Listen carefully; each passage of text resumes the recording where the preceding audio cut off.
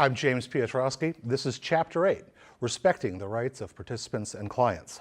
The role of a suitable representative in the process we've been talking about today was set out in the KW litigation.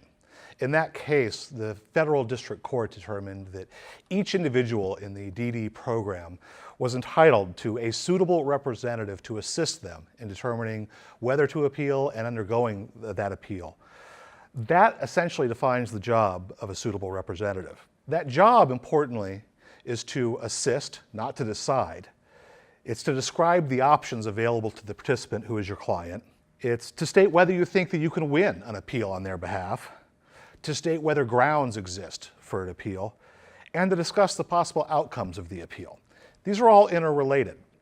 When we describe the options available, we can talk about the ability to appeal now or to write a plan and then see whether an appeal is necessary.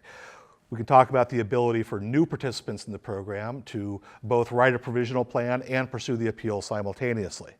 We can talk about different methods we might choose, both whether that's to appeal a current plan denial or submit an amended plan and see if you can get a better outcome that way.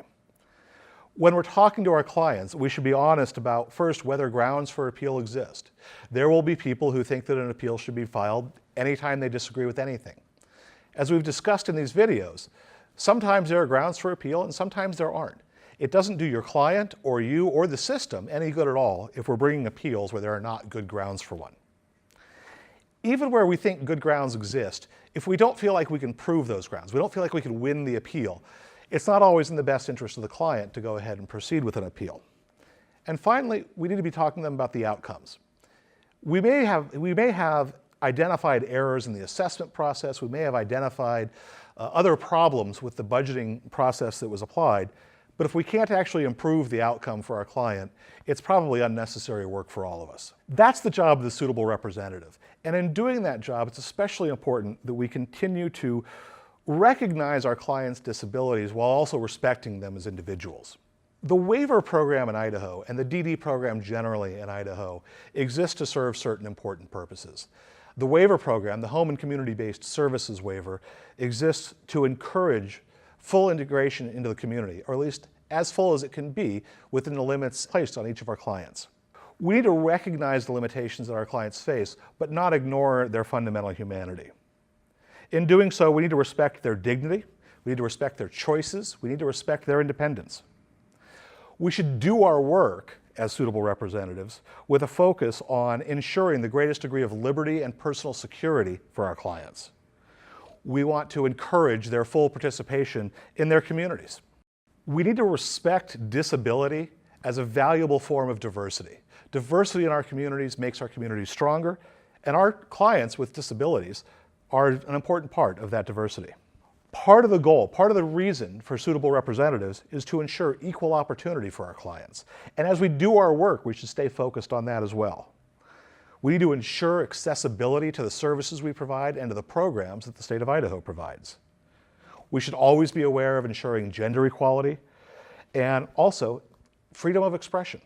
As Richie discussed in one of the other segments of these videos, oftentimes we face a situation where clients, the individual adult participant in the DD program, may have different opinions than their guardians, than their care providers.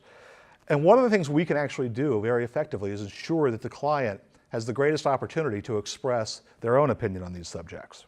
As we look beyond that, we should respect the right of individuals to form a family, to pursue education, to seek employment, and to engage fully in the political and cultural life of their communities. Those are the goals of the waiver program. Those are the goals of this portion of the Medicaid program. And those are important goals that all of us need to be pursuing as we perform the job of being a suitable representative. Finally, as most of you probably know, recently the Department of Health and Welfare adopted a set of rules known as the Home and Community-Based Services Setting Rules. These are relatively new. They continue to be difficult to implement for some providers.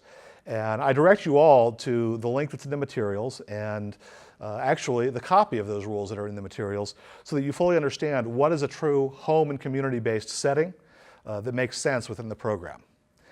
If we stay focused on the rights of the participants we represent, and if we do all of our work consistent with what we're trying to teach you here today in terms of excellent preparation, of knowing the subject matter, of knowing our clients, and of knowing the rules, we'll be very successful in defending the rights of Medicaid participants in Idaho.